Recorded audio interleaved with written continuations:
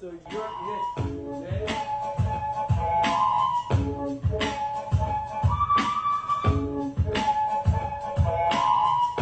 So when I go into the studio, I usually start by grabbing some samples, or even before that, I might go to the record store and just look through soul, reggae, rock, jazz, and old hip-hop joints sometimes just to inspire me for where I want to take the music today. So I sit back and I go through samples.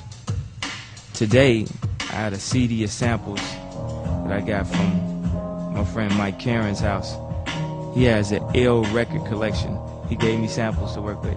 So I'm going to go through them today and see if I can come up with something. I like to grab interesting sounds that you haven't heard on radio before, that you haven't heard on a record before. I hate when tracks just always sound the same.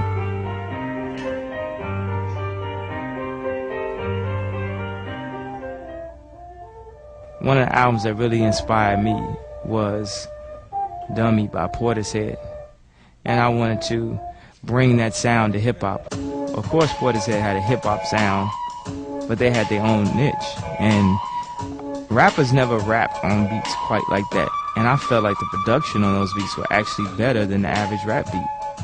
It's like they took hip-hop and just took it to another level with the strings, with everything. On this album, we attempted to bring that element to hip-hop. This what I'm doing right now is just a rough skeleton of a beat. But if you could imagine, once John Bryan gets on it and adds however many instruments he might want to add, he does play every instrument in a whole string section. Hey, it could possibly be something. Rome wasn't built in a day. If you don't like this beat, don't hold it against me. Sometimes we'll make up to 4 or 5 beats a day and maybe only use 2 of them. It just so happens you get to see me making a beat today. I don't know if this one will ever really make an album, but hey, y'all have the inside scoop today.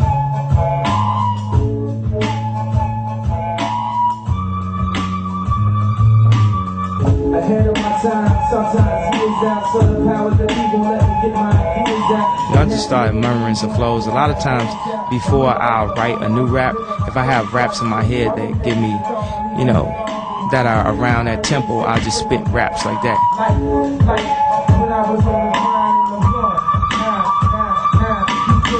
So right now I'm spitting some raps from Late Registration. Certain raps might have taken me, a few weeks to really compile, because I'm very concerned about the lines. Every line means something. And other raps just come to me in a freestyle and everything is important.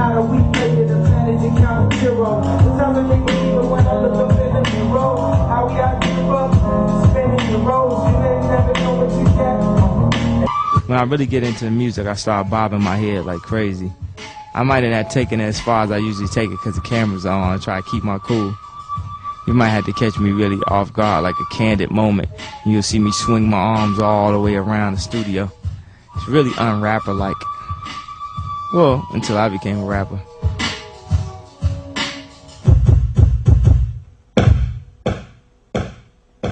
But a lot of times, if I have like some new drums I chopped up, I like to save them. That way I can use the drums later. Like I use the drums from Used to Love You by John Legend. On the Keisha Cole record, I changed my mind. I just chopped them up a different way. And I use those on Just to Get By.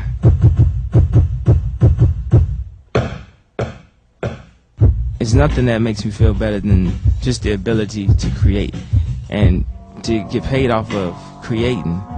That's the dream come true. It's not even like really work. Say what you gotta do. I gotta work today. Yeah, I gotta work. Sometimes interviews are work and press, but performing for the fans or creating some new music, that's not work at all. That's what people would do when they get off work. They would go to the studio and attempt to make music, attempt to follow their dreams. I asked a question on Touch the Sky. I asked, Touch the Sky is a song on Late Registration.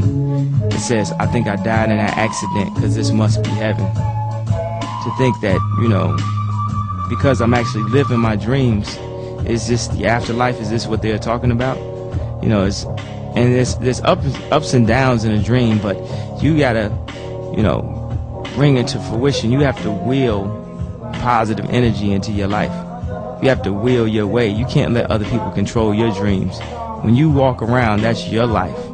Everybody's a part of your world. So you make your decisions. You know, not to be cliche, you say you make your bed and you lie in it.